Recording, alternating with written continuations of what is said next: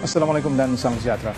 Harga minyak petrol RON 95 dan diesel akan dinaikkan 20 sen seliter berkuat kuasa selepas 12.30 malam ini. Ketika mengumumkannya, Perdana Menteri Datuk Seri Mohamed Najib Tun Razak berkata, kenaikan itu adalah sebahagian langkah rasionalisasi subsidi bahan api oleh kerajaan yang membabitkan peruntukan berjumlah RM24.8 bilion tahun ini.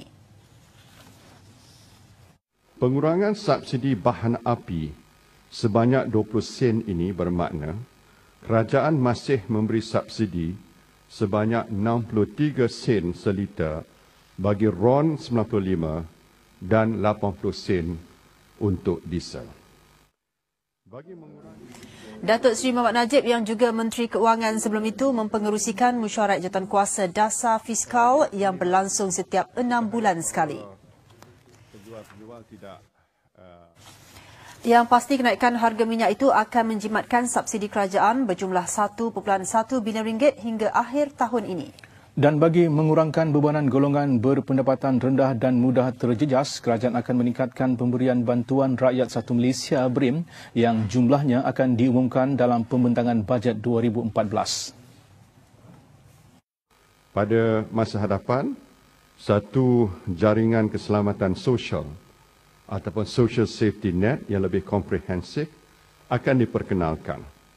Langkah-langkah fiskal seterusnya akan diumumkan dalam bajet 2014.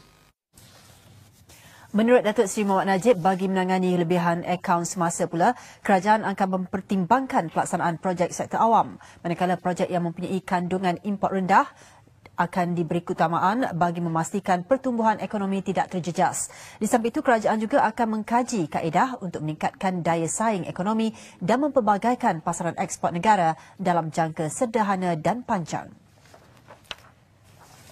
Turut dijelaskan oleh Perdana Menteri, kenaikan harga bahan api itu bertujuan mengukuhkan ekonomi negara dan tiada kaitan dengan soal politik, walaupun pembangkang akan memainkan isu berkenaan. Apapun kita buat pun dia akan cuba mainkan ini sebagai isu politik. Tapi kita mesti faham bahawa ini bukan soal politik, ini soal masa depan ekonomi negara kita. Kerana kalau ekonomi kita terjejas, ini akan mendatangkan kesan yang buruk kepada rakyat. Rakyat akan menderita seperti mana keadaan di setengah-setengah negara di mana telah menerima kesan yang cukup berat akibat daripada mereka gagal menangani ekonomi mereka dengan baik.